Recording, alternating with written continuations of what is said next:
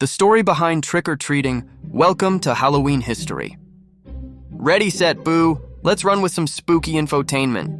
Origins of trick-or-treating. Trick-or-treating might seem like a modern Halloween tradition, but its roots go back hundreds of years. In medieval Europe, people practiced something called souling. On All Hallows' Eve, the poor would go door to door, offering prayers for the dead in exchange for small cakes called soul cakes. Imagine walking from house to house, candle in hand, offering to pray for departed souls in exchange for a little treat. It was a way to honor the dead, share food, and foster community during the long, dark autumn nights. Guising in costumes. Around the same time, another practice called guising emerged, particularly in Scotland and Ireland. Young people would dress in costumes and perform songs, poems, or tricks at neighbors' doors in exchange for food or coins. Can you picture children in masks and cloaks, going from home to home, showing off their clever tricks to earn their rewards? This was the early ancestor of today's costumes and playful antics, blending fun, mystery, and a little mischief all in one. The pumpkin connection. When Irish and Scottish immigrants came to America in the 19th century, they brought these customs with them. They discovered that pumpkins, native to the New World, were perfect for carving and decorating. Soon, the turnip and potato lanterns were replaced by glowing jack-o'-lanterns, and the tradition of visiting neighbors evolved into the Halloween celebration we know today. Children would dress up, knock on doors, and call out trick or treat, a playful warning that they expected a treat or they might pull a harmless trick.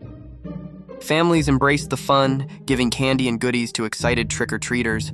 Cultural evolution, trick-or-treating changed over the decades. By the 1920s and 1930s in the United States, it became more organized. Neighborhood children roamed in groups, and communities began hosting parties and parades. Newspapers encouraged families to hand out candy to ensure a safe and fun experience. This helped trick-or-treating become a central part of Halloween culture. Imagine the excitement of a street filled with children in costumes, glowing lanterns in windows, and candy bowls at every doorstep. The thrill was contagious. Fun and surprising facts. Did you know that the phrase trick or treat was first printed in Canada in 1927? Or that during the 1930s, some towns in the US banned trick-or-treating to prevent mischief? Despite occasional bans, the tradition grew stronger and became a joyful way for communities to celebrate together. Today, children dress as superheroes, witches, ghosts, and even famous characters, blending centuries of customs with modern imagination. And here's something fun. In some towns, people host costume contests, pumpkin decorating competitions, and candy scavenger hunts, keeping the spirit of guising alive. Trick-or-treating. Around the world, while the United States is famous for large-scale trick-or-treating, other countries have their own versions. In parts of Europe, children still go souling or guising, collecting treats or performing small performances for neighbors.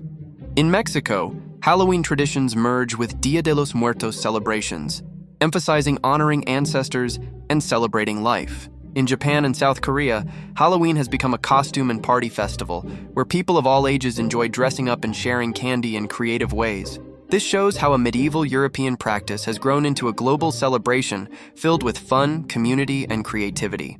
The meaning behind the fun trick-or-treating is more than just candy.